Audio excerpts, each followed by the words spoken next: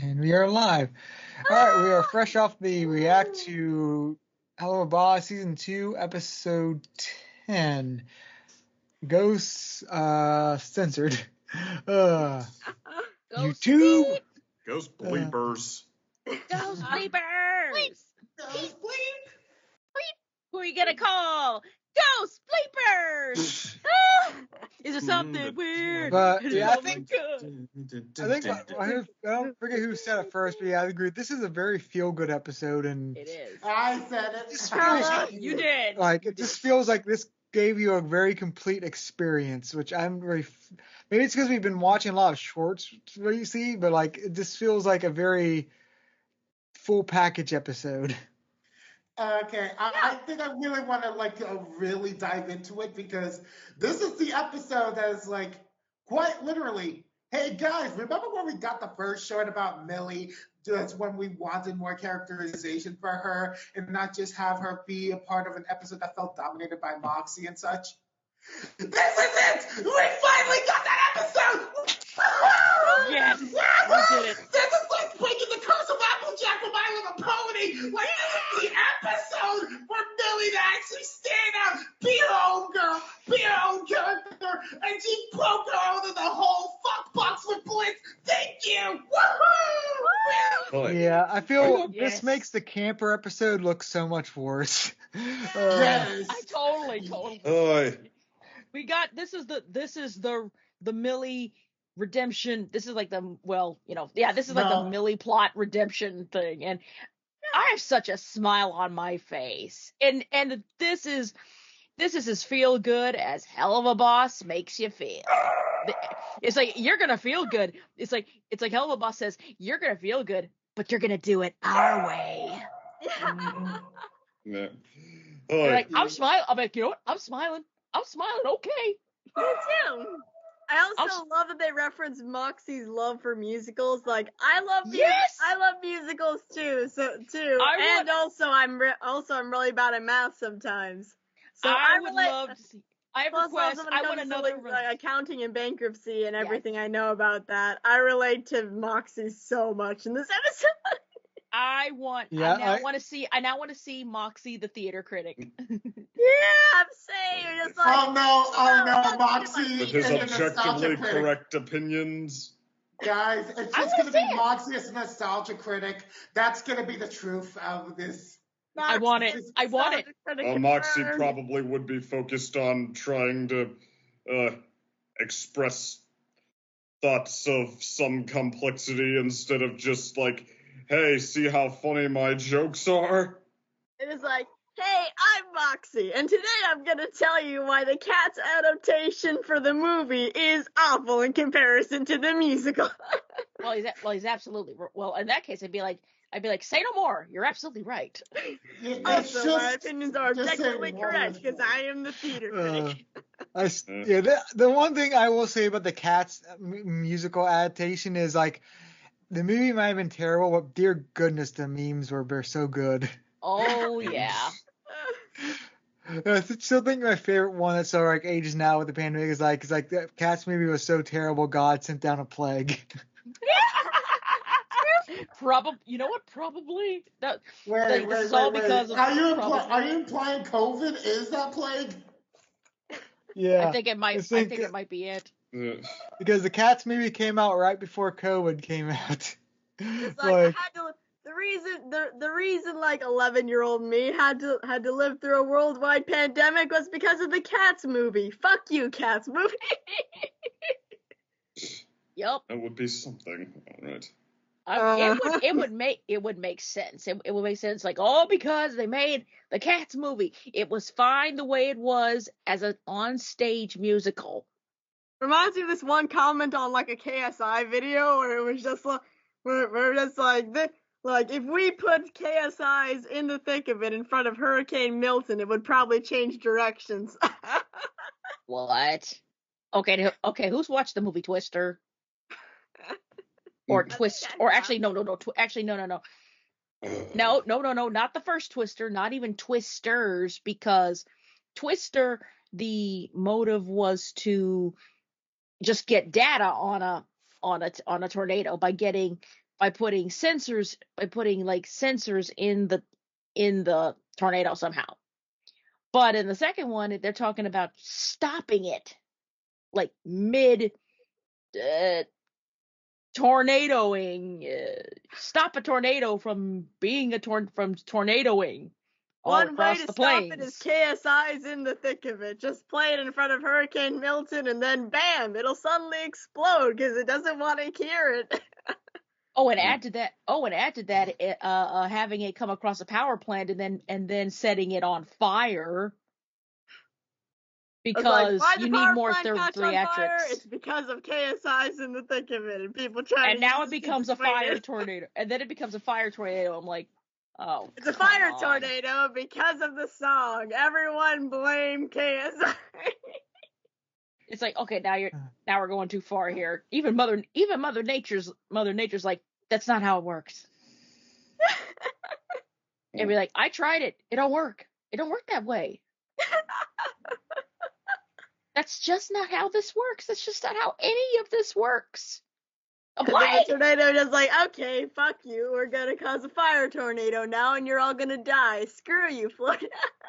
No, the tornado had an identity crisis. Who am I, and what do I exist in this world just to suffer because of these puny humans? No. That actually reminds me wait a like minute, this. I got an idea. It's like the tornado's like, it's not what I'm made for.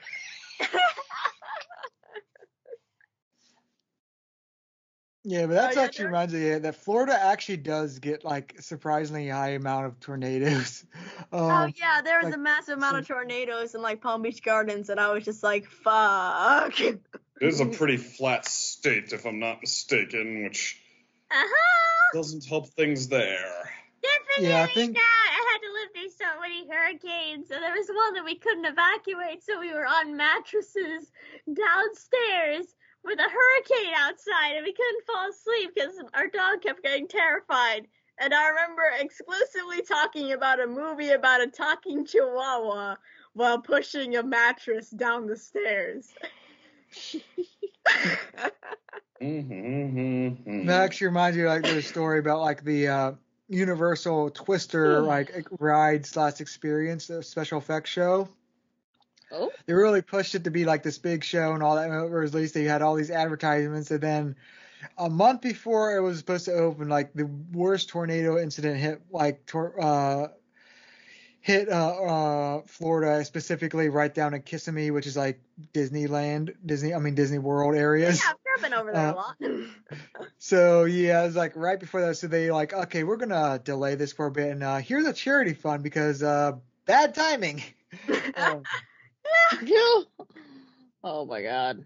I have so many weird memories about hurricanes. Like we had to go. We thought it was gonna hit. We got stuck in a hotel in Georgia in 2019 because the hurricane was like, it's heading straight for Palm Beach County, and we were just like, fuck. Okay, that's a dangerous thing. So we were like, okay, let's go to Georgia. So we went to Georgia, and there was this really expensive hotel, and it wasn't a great hotel, but it was really expensive. So we got stuck in the hotel, and then it was a Sunday morning, and my dad wanted to buy a beer. So me and my mom went to the Publix, and they said that you can't buy beer on Sunday morning. Keep in mind, my family are a bunch of atheists. My dad was incredibly disappointed, and we've been laughing about it ever since, and then got stuck in the hotel for another 2 weeks after that incident. Keep in mind, it had already been a week, and then finally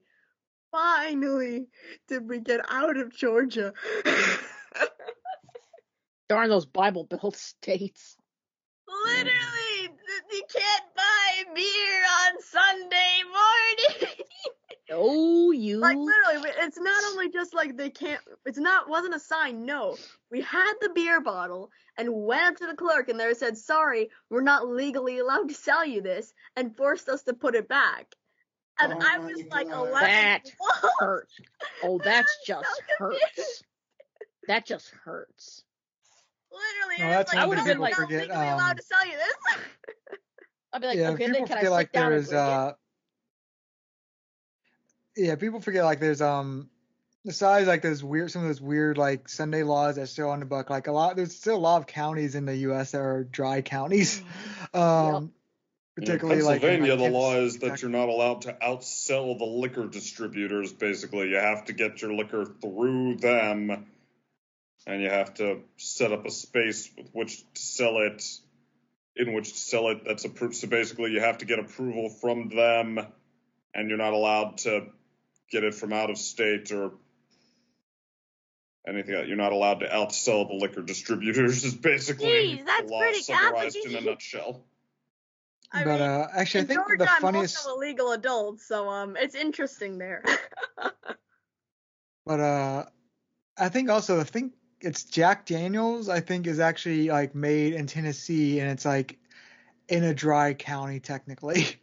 Oh, I drew my friend's character with a massive Jack Daniels bottle.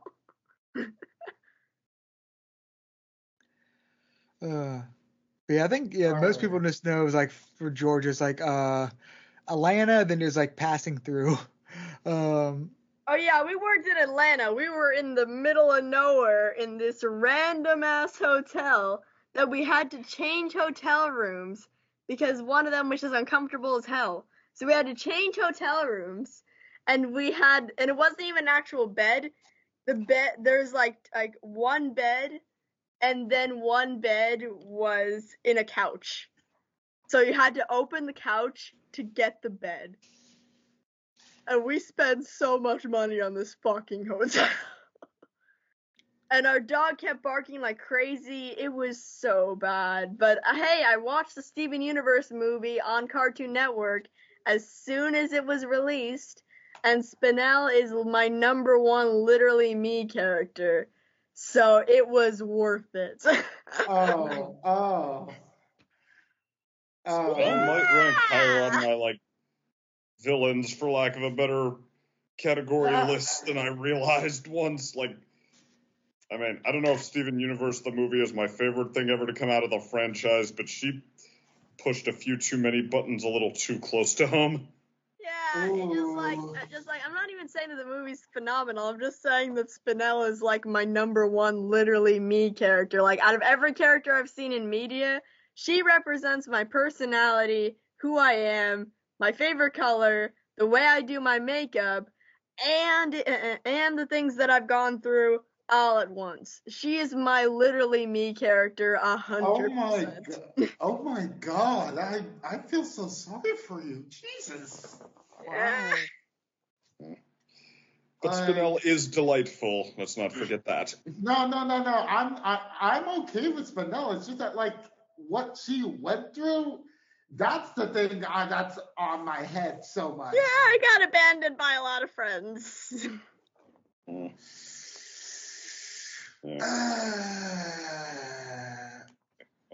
Well, I mean, in terms sympathy of for that one, because I've heard you talk about it, and it sounds like it really did suck for a while. Yeah, it's just they see that you're not 100. They see that you're not normal. You don't fit the status quo, so they just see these other people who do, and they decide, what she's trying to contact her parents. Let's just leave her in the dust and leave her in the middle of a festival in the middle of a forest with no way to get back except for her own intuition, and have her have a nervous breakdown, and then have her have to pretend to be fine in front of the mom for the child not to respond to her mom's messages, so she wasn't able to find me, and I had to find my way back to the parents, and then they pretended like it never happened. No bueno. I'm just gonna say, in terms of characters I could relate to in media res, how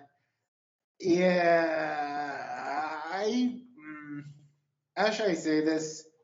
It's kind of odd to say this recently, but let's just say I've kind of gone a bit more aggro / a bit more talk backy to any sort of negative stimuli that's been going on with me recently, whether it's outside doing delivery work or even during my hobby of playing Cardfight Vanguard. It's there's some moments of oh, there's a guy who might be crazy, or a guy who might be like screaming out like their negative opinion and such, like in a way that's like too off-putting on the outside, and I would just like slyly comment jerk.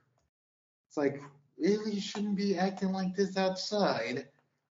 Like stuff like that. It's just like, oh, I'm just, I don't know. It's like recently, I don't know. Maybe I'm just a bit more back a bit more after everything I've been through with my family a lot. But I guess maybe I follow more of the theory of retribution, or I don't know, like say believe more in like say the fictional god that is Amit from Marvel's Moon Knight than I really do for like a lot of other character gods. And I'm like, why am I siding with a villain? And it's like, it has a point though. It's like Exactly, like Spinella's a villain too, but like she has a point. It's not what she's doing isn't unjustified.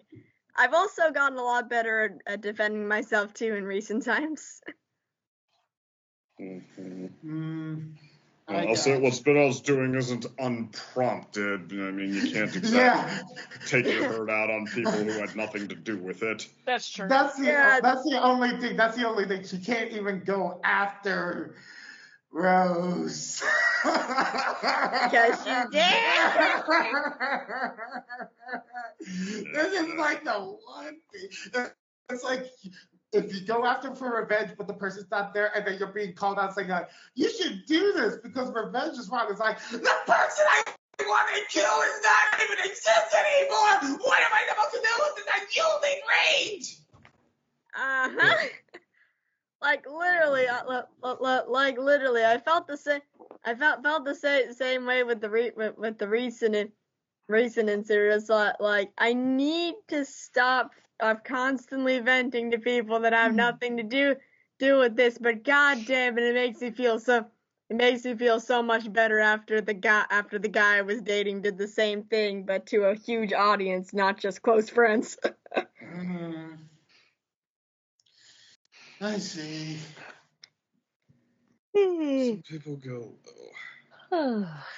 But I'm getting back to the whole conversation thing for like the episode.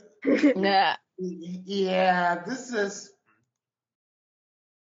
Even though some people might feel like it might not be at the very top, I'm still gonna say it is the top right now for like, hey, this is an episode that ends right for Blitz for once. Right, and it seems there made some headway. There may be some headway for Blitz of the spark or the beginning of maybe some headway.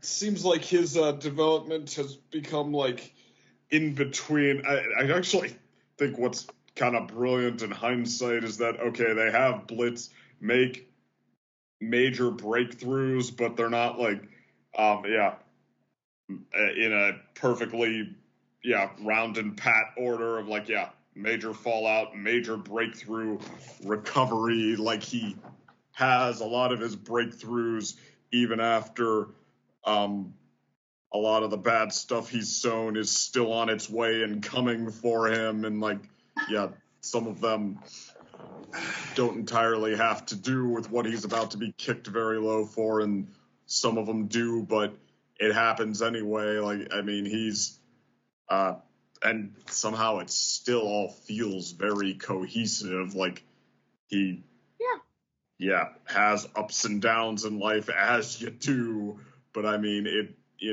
both of which do feel like they're taking him somewhere one step at a time. As for his best episode, I do still, like I managed to scroll through the list there. I'd say it still has to compete with Dorks in their big debut, with Moxie's dad, which was maybe the heaviest episode I've ever seen from this, which made it such a hell yeah when Millie saves the day at the end, and maybe even Ozzy's, and as in the time where Blitz gets thrown out of Ozzy's club and it ends on that very tragic down note for him. Maybe even that. and reuniting with his what's his name? Thank you. Although, I guess I feel like it does have some stiff competition in those, and I'm tempted to say that I would put it about halfway up that list, which would make it about my third favorite episode so far. Like, probably a little better than reuniting with Fizzarelli, which got maybe a little lighter weight than it intended to sometimes, and probably the edge over Ozzy's, just because this episode weaves a couple more layers as opposed to just the car crash in slow motion that Ozzy's does on its way to cutting your heart out. But I don't know, Dorks and Moxie's dad, those came to play. Those were went pretty hard in their own way, but and I don't know, this one, there are points where it feels like a little faster paced than like it could be to really let some of this sink in. But I mean, I don't know. I think all the stuff with Blitz really works. I think him, like how far he takes his slump is a little bit silly, but I mean, a lot of it is well and truly part of the point, and his I don't know, the fact that he's into ghost porn feels nigh just plain random, but I don't know. This episode sure knows how to take that and run with it. I honestly have a massive rant to get out about this episode because of one thing in particular. Did you notice that out of all of Blitz's most traumatic memories, guess which character shows up the most and what character shows up the least? This is incredibly important when seeing what's been going on with Blitz. I guess most is Fizzarelli and least is his mom, except in those really crucial moments. That's also really important as well. The point I thought of while I was driving to singing class was Stolas shows up the most and Millie shows up the least, which says a lot about what's going on here, because Millie is Blitz's best friend, and the only time she shows up is when he's jealous of Millie and Moxie, because I've looked through the screenshots thoroughly of this, when he's jealous of Millie and Moxie having a healthy relationship in Ozzy's. That's the one time she shows up. True. Every other time, it has something to do with Stolas. And there's 2 times that don't even have to do with him, but he's somehow there / involved. He didn't stick up for Blitz, and you can see Veroska shouting at Blitz. Stolas is in the background. You can see a Blitz feeling like he's not being appreciated by Stolas and would prefer to have a relationship like Moxie and Millie. Stolas is in the background. So even 2 that have nothing to do with Stolas, he's still there. And there's also direct ones, like 2 from Apology Tour, 1 from him giving the Asmodean crystal, 1 from him taking his hand away from Stolas. He is the most reoccurring person in Blitz's trauma. And I think that says a lot about what this bird has done to Blitz's psyche. He's given the same effect that I recently personally had to go through, of getting conditioned into believing that that your entire purpose is to serve someone else, and then when that someone else breaks it off and makes you feel like a shitty person, that hits deep into your psyche. So Stolas has ingrained himself in every single aspect of Blitz's life. He's become incredibly depressed. He got all those taxidermy owls for Luna to burn. He's horrified of getting into another relationship because of what happened with Stolas. And I feel that, because I'm going through that same thing right now, and I can tell it sucks a lot, and it feels like there's just that one person in every single awful memory of your life that just won't go away. And I think that's something that's really shown not only in this episode, but in the last few in general. And I really think it shows that these 2 are not healthy for each other. If this one bird is the most reoccurring character in all of Blitz's trauma. He's in nearly every. If it didn't happen in the circus, he's fucking there or at least involved. So if he would have never seen Stolas, if he would have never ever forged that deal, then the circus would have been his only trauma. None of that else would be there, and that would still be horrific to deal with, but it would have been so much better to where he is now, because Stolas caused all that. Every single horrific memory that doesn't have to do with the circus is caused by or is at least partially related to Stolas. And I think that really shows that this is a horrible power imbalance. Not only a horrible power imbalance between the two, but shows just how awful his actions really are here, and how I really, really wish that Vib would just do one of two simple options. Either the bare minimum of having Stolas spending more time with Octavia and apologizing to Blitz, literally the bare minimum, or the not bare minimum, getting full custody of Octavia, so whatever the fuck is going on with her and Stella and Stella's together with Octavia doesn't happen, because we already know that Stella's abusive, so she probably doesn't treat Octavia great either. And then either get back together with Blitz or get together with that guy from Apology Tour and apologize to Blitz. Can I piggyback on it? Yeah. Or they could just stay alone. They could just stay alone themselves. They could just stay solo themselves. They don't have to be with anyone. They don't have to be with anyone. Yeah, they don't have to be with anyone or anything, because Blitz, especially because of how, messed up he is, he still has a lot of work to do. And on some level, Stolas is too. He's pretty messed up, but he also has, and they both have responsibilities. They're both kind of reflections, interesting kind of reflections of each other. They both have had a kind of, not traumatic, but they've had like difficult upbringings. They've had difficult upbringings and such. Blitz, I would dare say, I want to say they both have some significant source of trauma in their lives. Blitz with the circus, and of course, as you said, so magnificently. So I applaud you, Wolfie, for that. I really do. And I applaud you for that. I really do. And how indirectly Stolas is involved with a lot of Blitz's trauma, and also on Stolas's end, being married to Stella. Being married to Stella, and then being forced to bring a child into that world, and having no darn clue what he's doing. Exactly. And now add to that, now you have an innocent life, Octavia, being put through that. And again, he has no clue to that. He has no clue what he's doing, but he's being really selfish. He's being really selfish that he's chasing after Blitz and everything.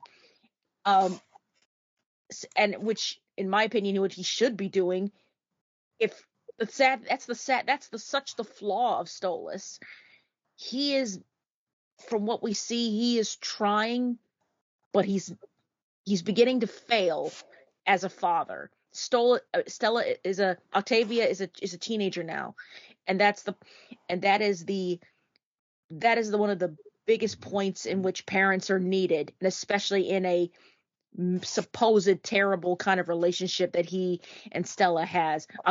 He should be doing, if Stolas were not written to have any flaws, if it were a real fantasy or whatever, if he were written to not have any flaws, over one thing I think he'd cook Stella for Thanksgiving dinner. But that's just my twisted brain talking. That's mine too. And absolutely have her and serve her to the rest of the Goetia with an apple in that cesspool she calls a mouth. Anyway, I would argue though that like the Blitz having right now Stolas so much in his psyche with this guy probing it, you could also interpret that right now Blitz is the kind of guy who is kind of wired to think about his failures and his downswings and his rejection, like that. And Millie appears there because he's not the kind of guy to linger on the positive reinforcement he gets, because I believe there is psychological phenomenon where if you're in a very negative space, you write stuff like that off as flukes, or you just decide that people like that are easy to win over, and that doesn't count in short for one reason or another. The rejection has to be what really matters. He focuses, catastrophizing. I can never pronounce that word. That word. I think that Blitz is definitely. I agree with you. I think Blitz is definitely really wired for that. And judging, and I think he's really. I think we all do it at some point. Like, we can't help but, focus on the bad, and it's not about catastrophizing thing. I think that's when Moxie is definitely doing that. Yeah. But then again, Blitz kind of set them all up to do that. Mm-hmm. But also like, to go back there, like, in my fantasy, Stolas would not be messing with Blitz at all. He'd be fully concentrated on being a father to Octavia. That's really my canon. That's really my canon with Stolas. And they're not written to be perfect. This is hell, for one thing. They're written to be very flawed and such. And and agree this. They need this break. And the good thing is, I'm going to applaud. And we were talking earlier about, let's don't let the toxic ship sail, burn it to the ground. And I love it that Viv is purposely, that this is putting this in there, more in our faces. And I hope at least we can see it. At least more people can see it, that more are seeing it. And as you said, Wolfie, they're really driving it home how bad this toxic ship really is. Exactly. They gotta fucking just stop either making one side look better than the other. Mm-hmm. Both of them They're both fucked up here. Yes, they both have problems. They are not right for each other. Calm down, shippers. It's fun, but it's sometimes you gotta be, as Millie says, can he come back to reality? I know this is a show, but you know what? You gotta look at it a little. You gotta look at it a little bit with a little bit of introspection. They're not good for each other. They're absolutely toxic for each other. And not yet. What? Not yet. They're not toxic. Yeah, well, we know that, like, the development between, like, for each of them is going to be headed somewhere. So the question is it going to be, are we good for each other now, after all, now that we've worked through stuff? Or is it going to be that now that we have grown, I am finally ready to leave you behind. I wish you well. Right. I wish you well. Right. I just want for them to show how bad it is, man. Right. Or is it something? Or could it be like they're better? They're just better as friends. Either better as friends, or just just moving on and doing their own paths. It seems like Blitz is getting really turned off from relationships, and that's good. He probably shouldn't be in any relationships right now. So if Stolas and Blitz just stay single for once and just do their own thing. Like, Blitz has Millie. He really cares about him. He has Moxie. Even has a slight crush on Moxie, but he still really cares about him, even though he doesn't like to show it. I don't even think it's like a slight crush. I think it's just more about like just sometimes you just really wanted to be an actual friends with benefits type of way. Yeah. I think that's what Blitz feels about for Moxie. I think it also what's a definite I think a point of light for Blitz is a definite kind of, I'm going to say, like, maybe in a big sea of darkness that is Blitz's psyche, there's a little flicker There's a little like flicker of light there, and it's in the moment where he was saying to Moxie, "You're a friend that I don't want to f." Yeah. No, for That's Millie. a first for Millie, and he's a friend he doesn't want to screw her. No, Exactly. I thought that was Which, referring to after all, the Millie. stalking is kind of an interesting revelation. Like, well, it's a lot of things on top, but I mean, yeah, it feels like this is. Come to think of, well, I said we haven't had a lot of Blitz Millie missions, just them together. So Yeah, this is kind of our first, I guess, major look into their relationship, like how Millie, because so far, I guess we all were just left to assume it was because of Millie's positivity that she sees all of Blitz's weird shenanigans and kind of giggles, and when she finds him in the fridge or whatever else, and Yeah. but I don't know why I almost assumed that Moxie and Millie knew each other longer than Blitz and Millie did, and you're right. Yeah, because they met each other first before Moxie and Millie did. So it's in reality, that's, if anything, hey, that's the one positive thing that Blitz has done. He made He put he together brought Moxie and Millie. he brought them together. Uh-huh. yeah, and I mean, Well, actually, I guess if Millie you're has a saying job. adopting Louisville, yeah. Millie has a job, a nice life, a husband. Yep. Nearly everything Millie has is because of Blitz. There you Of go. Blitz. Yep. Like, it's she been, built wait it a minute, so, alongside him, it's true. wait a minute. So Millie is basically the positive outcome for all the stuff Blitz has done. Bingo. That's it! Oh my God! That is That's why she's not showing the flaw. Oh God! That just This is not only the Millie redemption. This is the Millie could Millie's on the path. Millie Blitz redemption. Millie Blitz, yeah. This is also because Millie Millie turns into a legend too. I think she's on her path to being a legend.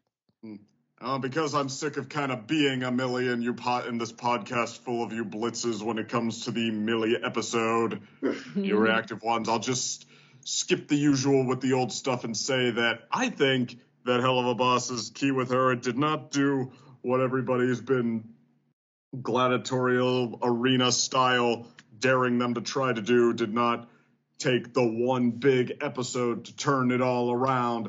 I think it led us up to this point by, showing us Millie at their own pace. I kind of think that, each different spotlight appearance for her has shown us something about how she's not just, nice and sweet and positive, but those specifics to fill it in. She's good at being the bigger person. She's good at staying rooted within, kind of that Taoist principle, like what makes her feel good and centered and stable and, not falling to pieces, not chasing the rabbit hole of, wait, what about the things I did wrong? What do I need to be afraid of? And, she is kind of the heart of the team, the support of the team, but, also, well, I don't know, I feel like the team heart so much is just played as somebody you pull out for the feel better speech,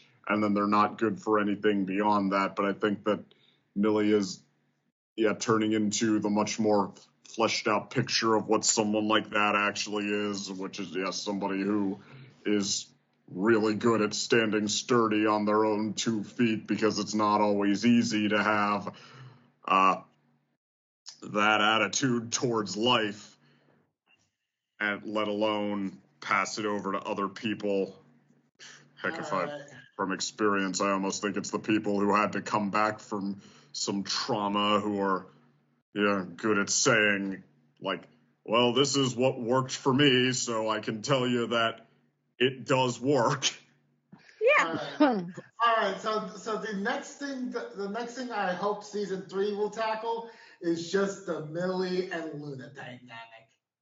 That's Oh the yeah, only oh good yeah, this one. is the first time that Millie called Luna by name. Right. Okay. It is Well, kind of another like, good thing. yeah, this is kind of like the baby steps progress with Luna. Like, well, we know her relationship with Blitz and how, despite everything, she does consider him her dad. And now with the rest of the crew, like, she's been totally bitter and cold towards them up to now, other than when they're, like, bonded through the mission of holy hell, something is trying to kill us or something is trying to kill our friends, family, etc. Oh my goodness, my favorite thing ever is Luna putting the blanket on Moxie and carrying him over to his bed and giving him some ice cream. Yeah. Just that little scene. It's only like 5 seconds long.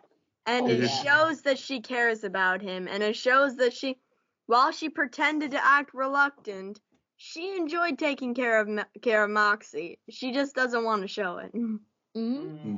I got Well, that's you. actually one character that's probably seen a lot of the background growth is Luna. She Does- got a lot of growth. She got a lot of growth in the full moon. She didn't get any growth in Apology Tour, and she got a huge amount of growth in Ghost Fuckers for just, caring to make absolute sure that Blitz is okay, thinking it might be a bad idea for him to go on a mission for his mental health. Actually caring about Millie and not instantly insulting her, instead talking to her about taking care of Moxie. Her pretending to be annoyed about taking care of Moxie, but then carrying him to his bed, giving him a blanket, and giving him some ice cream.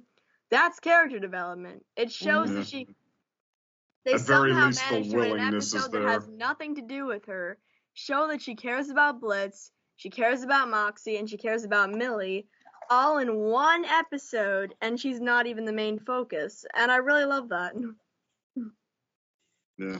I mean, and granted, she's still pretty closed off, like the defensiveness is there, but yeah, the discussion back and forth with Millie, it's like, okay, they have enough familiarity now to make deals with each other, to operate as some kind of a team unit and throw each other a bone, and Yeah.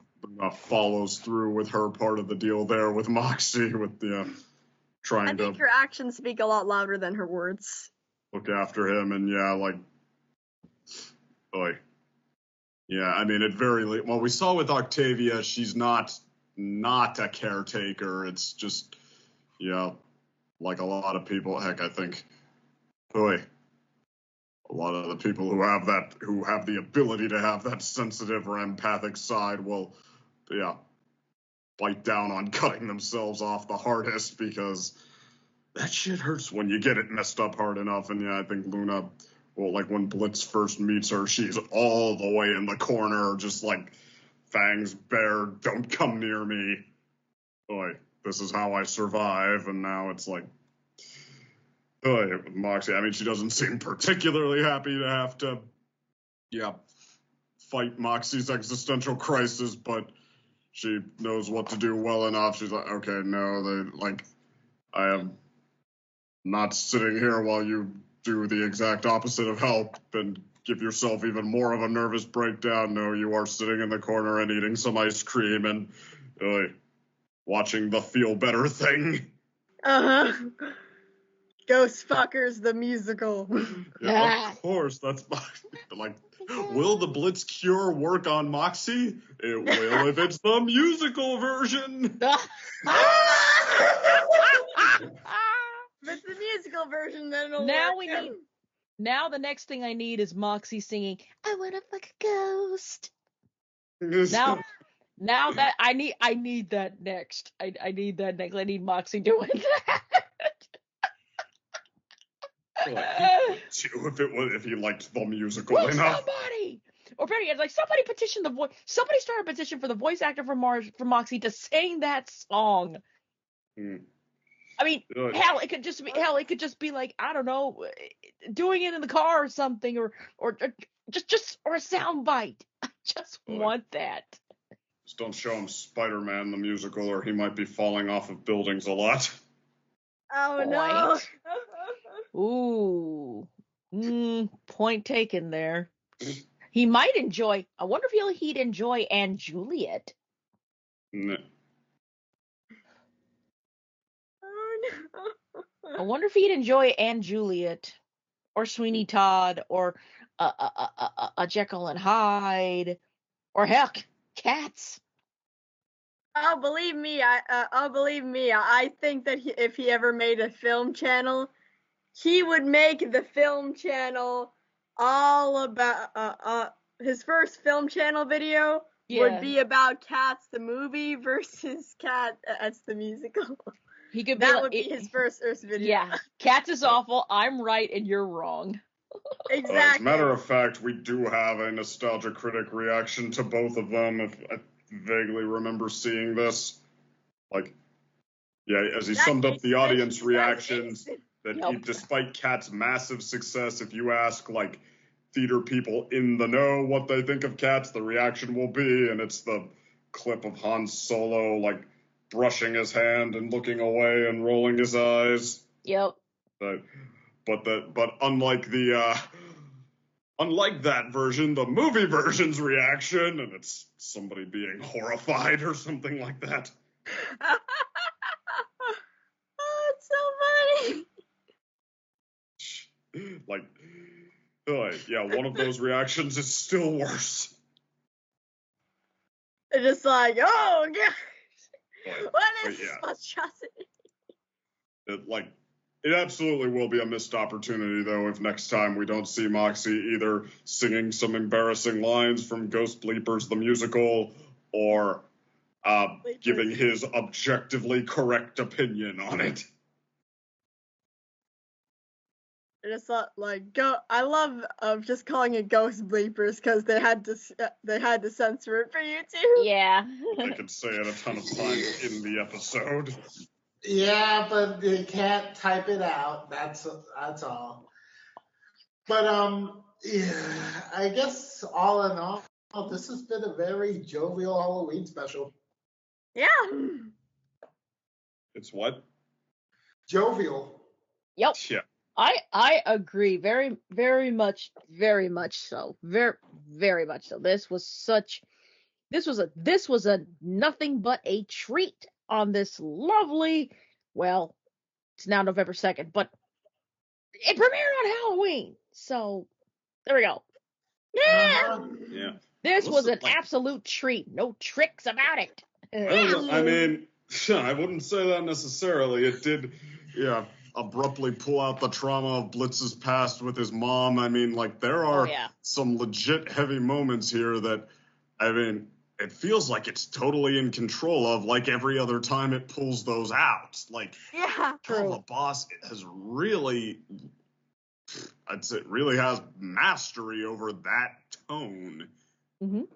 That's why I don't like that first Cherubs episode either. Like, it felt like it was putting on the mean mask so much, like it needed to convince you that it was that edgelord, and I don't know, it just like it didn't feel like it particularly wanted to be doing that. It didn't feel that fun or pleasant. Like having the fun and the crude jokes, like Blitz running through the hotel wanting to get his show on, like that it can pull off. It's really good at that. It's good at being jovial about that. But I mean, despite fans, well, in heavy quotation marks, fans wanting to tell you what this show should be and how it's messing that up because it didn't match their fan fiction. I mean, it didn't match their fan fiction. I mean, it didn't match their particular fan fiction. I mean, you know what I mean.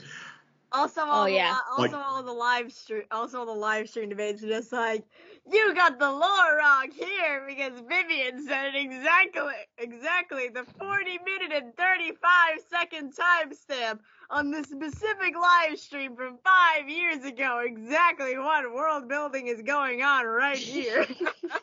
Yeah.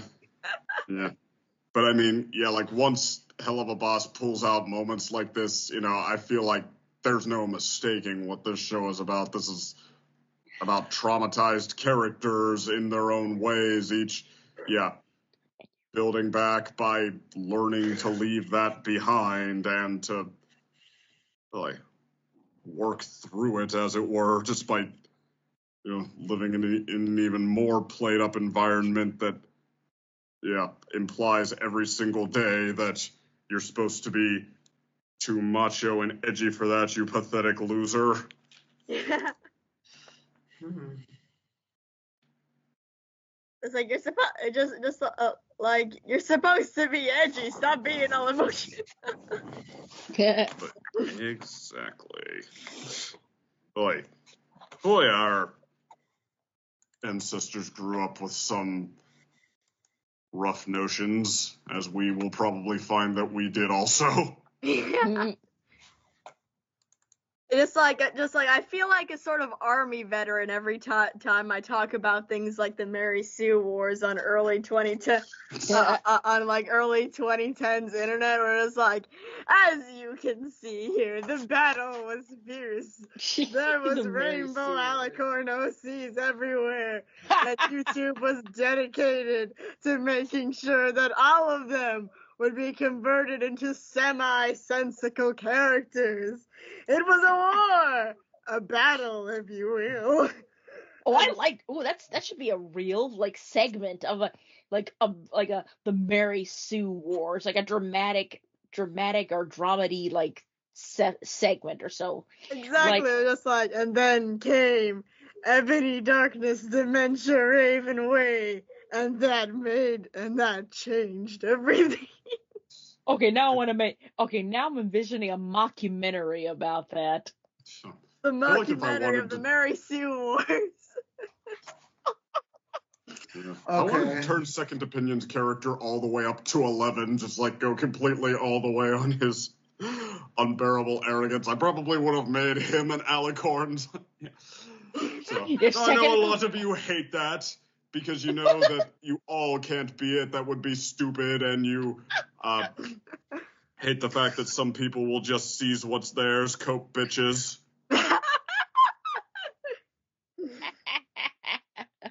Oh my! And then my character would just pop up in like a little army hat saying, "The Mary Sue Wars were fierce, but I survived." Oh wait! Wait! I got an idea. How about the kids would say or Grandpa or Grandma, tell us something about the Mary Sue Wars. Well, kid, the Mary Sue Wars were brutal. It's hard doing old man's voice. From Hercules. I'm sorry, second. I'm sorry, second. If you were actually like an alicorn and saying all that stuff, I wouldn't held myself back in trying to kill you. I'm just gonna be honest. How could you kill me? I'd be an alicorn. I will, No. Wait a minute. I'm screwy on this. Imagine if it's just like in the background, It'll be funny. Gator trying to kill Second, and then No. And the front lines explaining in the Mary Sue Wars. No. It gets to get even better. Gator gets larcened, and he becomes an alicorn. The moment that happened, it would just suddenly be like, it wouldn't be like a normal alicorn. And instead it would just be like, wait, why do I have wings? Why are they suddenly different color from my own fur? Oh, God. Oh, no. I've been hybridized. I'm getting Phoenix wings. Somebody comes out and he's like, you know them. You've seen them. This person has been larcened.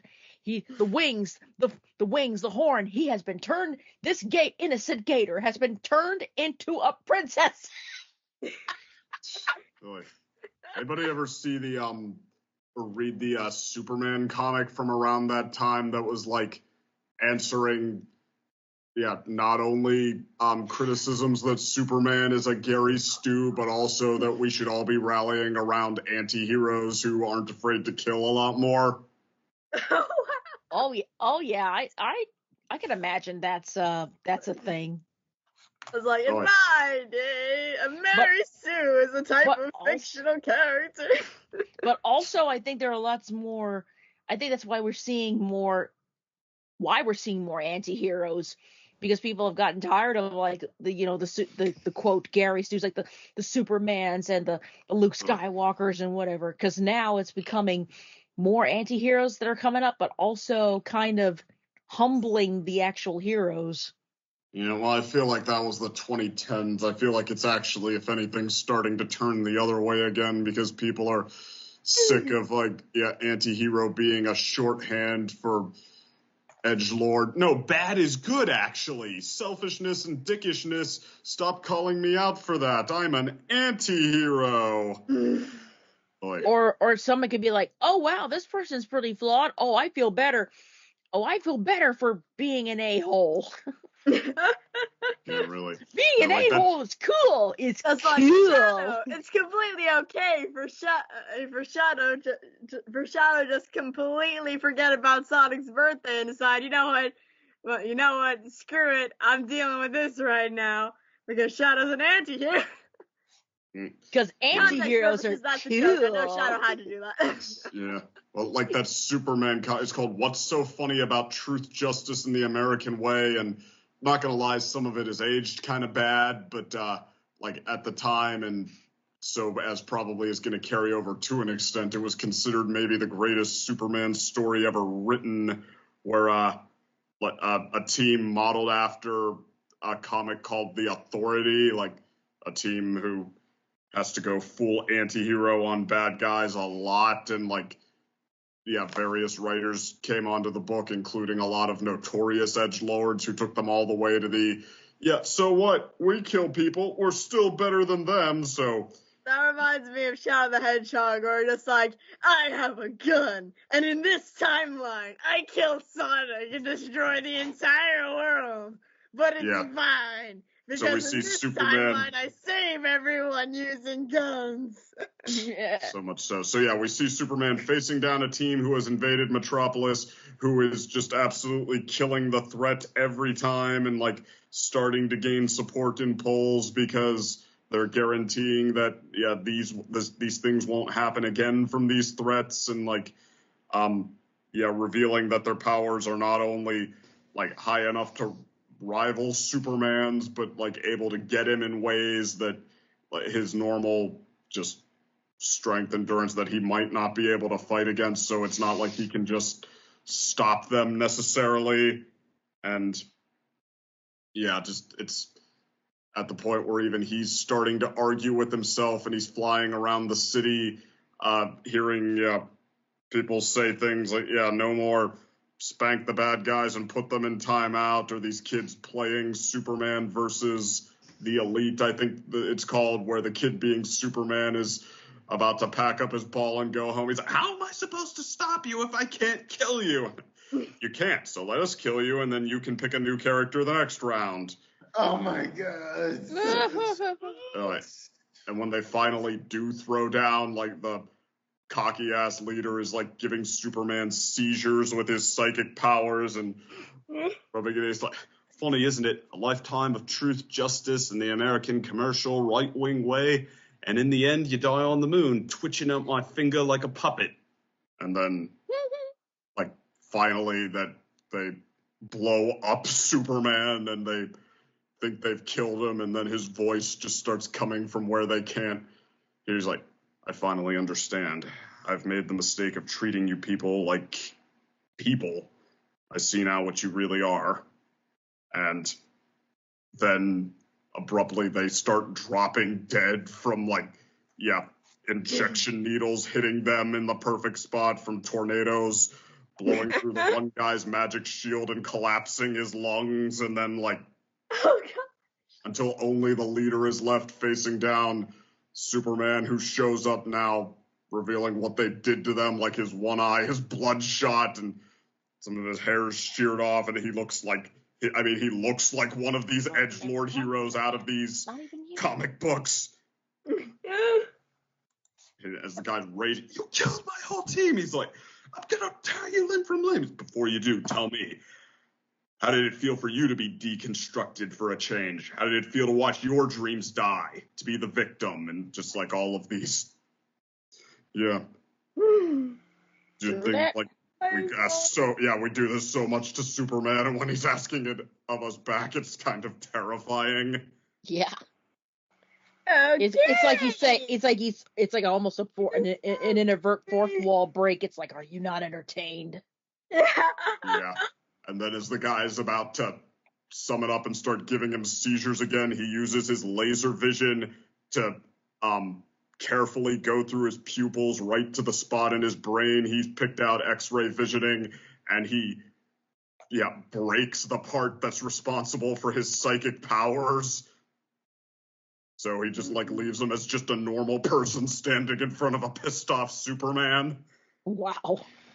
And then this guy's been completely mocking Superman the whole time, just he is the most swaggering jagoff character ever. And then when Superman explains that he just lobotomized him, he stands there for a minute and he starts breaking down in tears when he's realizing he's out of options. And he's about to die like his team, and with nothing left, he starts screaming into the camera they saw what you did to us. They saw you're no better than the rest of us. There's nothing special about you. And yeah. So then Superman gets his big speech on how he feels about all of this. He's like, yeah, and I bet it frightened them, and it scared me too. I thought it'd be hard, but the most terrifying thing of all was, it was easy. This doesn't take effort, but fortunately, I just don't believe in this. When the guy starts, pointing out that it's too late, Superman reveals that he saved all 3 other teammates with his super speed at the last second and just managed to keep it off screen because he wanted people to, see that, they didn't want this as much as they thought they did. Right. And also that instead of the lobotomy, he was talking it up as it was more like the equivalent of a concussion. So just enough to get rid of his powers until they can pump him full of side dampeners and whatnot. Yeah. Yeah, I remember seeing that movie. The thing I have issue with that ending, though, is it's more or less reveal, they basically defeats them and all that, but he's like, okay, we're going to use these power removers to get rid of their powers. Okay, you have power removers. Why didn't you get rid of the effing criminal that just broke out again, that everyone told you was breaking out again, and was like a walking nuclear bomb? Why didn't you give him the freaking nuclear, the power blockers first? Yeah. So you mean the blow dart that he uses on the one teammate? No, all of them, it's in his speech at the end, he realized he's going to get rid of all their powers, and it was all of them have some have magic, some have mutations, so it's all different types. Okay, you have every basically power type covered, and you're going to remove the powers for safety. Why didn't you use this capacity earlier, to the literal walking nuclear bomb that melted someone else's face, killed someone else later? It's you had this capability to take away just random powers, no matter what type. Why didn't you use it on the actual criminals, not the anti-heroes? Yeah, honestly, I thought what was more the comic calls it side dampeners, so he has the ability to, turn off psychic powers and whatnot. I mean, basically the comic makes it look like, all right, there's custody, and then people's problem is that you can be processed out of custody, or that if you, lock up an alien who technically has his own civilization to argue they should have jurisdiction, that, it gets complicated, and there are ways for these guys Superman just apprehends to come back. But honestly, I thought the movie's bigger problem with that is that it comes across as so much more cut and dry staged. Every reaction every line feels so telegraphed to get a reaction. Every pause feels so planned for applause. It's I don't know, it kind of, gives it a sheen of corny, in my opinion, the movie versus the comic.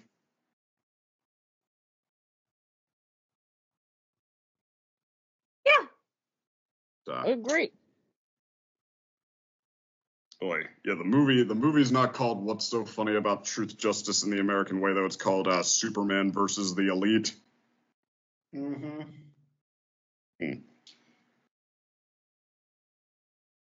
Boy. Oh gosh. But Oh, Mary Stewart. I remember printing this out as a kid, because I thought it was such a good guide on Mary Sue's. A lot of the words in this went over my head, because I was like 9. They literally call one of the characters an attention whore. Of course I didn't know what that meant when I was a 9-year-old. And I had that printed out.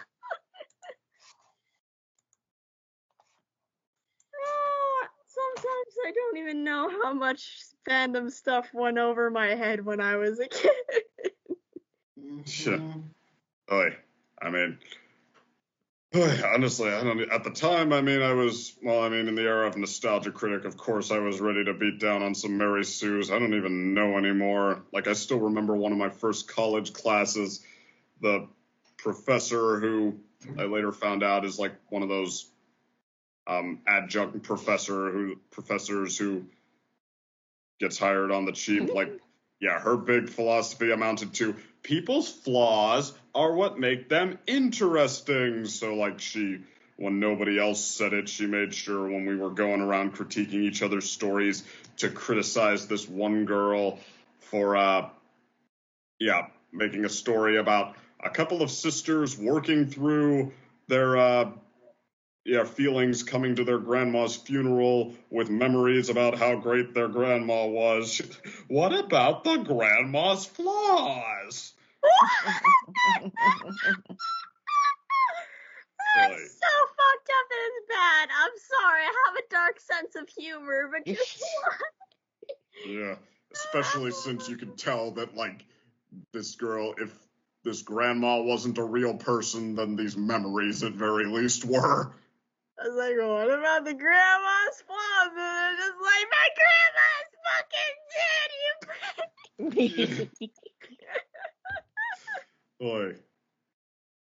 I mean, I don't know. It absolutely came across like buying into the latest trend.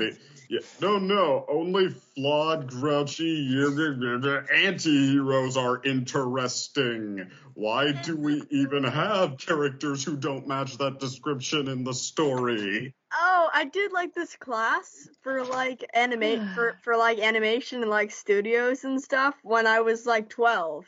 And this was back still during the Mary Sue Wars. So, what happened was I gave a whole semi-presentation to the class about how I thought the most important thing for storytelling was to not make a Mary Sue. And then when they brought up how to make a character with flaws, I brought it up again unprompted because I was so hyper-focused on that at the time.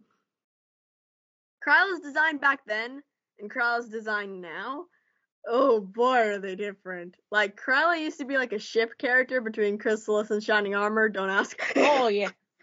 That makes a sort of sense, ironically. Yeah, so I originally made her with like a little pony figure. Like, I have the figure on my desk, and I then drew her with MS Paint, and she was like a Fluttershy recolor. Once again, very embarrassing to admit. I didn't know how to draw very well when I was that age, so I just did a Fluttershy recolor. I think we can let you off the hook for that. Most people don't. That age. So yeah, I did a Fluttershy recolor, and I thought... Nothing wrong with that. And what happened was I started watching more videos about like Mary Sue's and stuff. So Kryla had like a broken horn, and it was originally because I kept trying to make a horn for her and it kept breaking. So then I decided to make it part of her character. And then later I used it as a Mary Sue write-off. It was like, oh, she's not actually 100% an alicorn. She has a broken horn. That means I can get away with this. And then later I was 14, about to turn 15. I was just like, fucking screw it. I want to get into the Rift Cafe. I've been wanting to get into this damn place since I was a child. I gotta remake my character. And I was just like, wait. I wanted to make a Mary Sue type character for so long, but I never wanted to because I never wanted to be called a Mary Sue. Well, I don't really give a fuck anymore. Cringe culture is dead. I'm gonna do what I want. So I made my first video on my new channel. on the channel. I completely wiped all my old videos and made the first new one. And I made all the different videos, and I somehow, with one of the worst mics and some of the silliest videos, got into my dream. Got into my dream group, and then slowly got better and better while still having the dumb scene core cringe culture is dead type characters, just because I really like them and they're really close to my heart because of how my characters originally were thought of as a kid.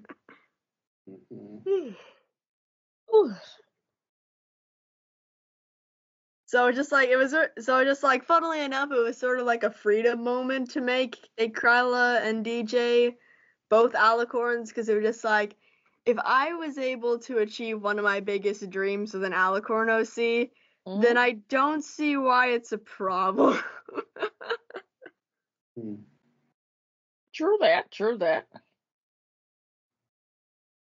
Like, if I've been trying to do this since I was a kid, like, literally, I have an old video. Of course, I'm not going to show it because I'm kind of embarrassed. I already don't like my voice now.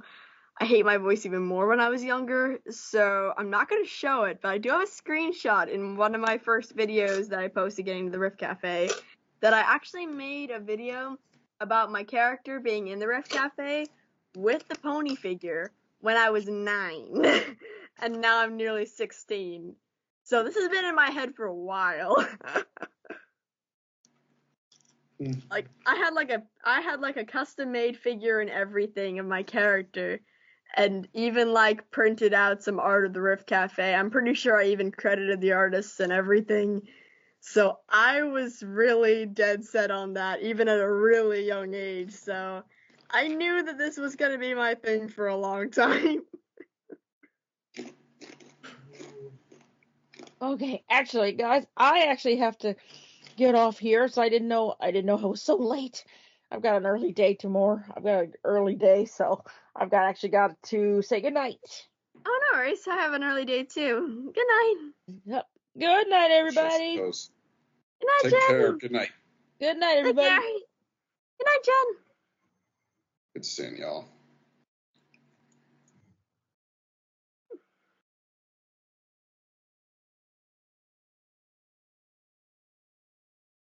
Forgot I was still muted. Any other closing thoughts? Oh, yeah. Hold on, let me just quickly put this in chat. Technology, very hard for me sometimes. Okay. All right. My closing Good night. thoughts. My closing thoughts about the episode are pretty clear cut. I honestly think that I really do love this, and I think that it's one of my favorite episodes.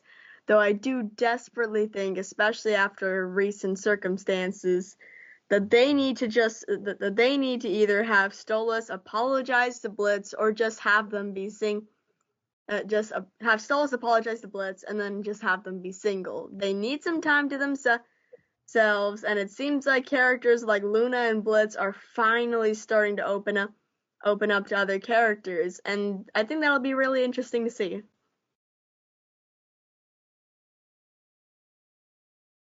So yeah, that's my closing thought. All right. Well, I guess good night. And any other closing thoughts from you, Carlos?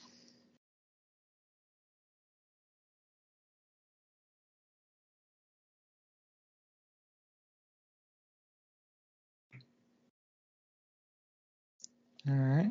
I guess then good night. Alrighty. I still have to put it. I still have to put in my retainers, even though I have my braces off. So I should probably also do that now. Good night. Good night.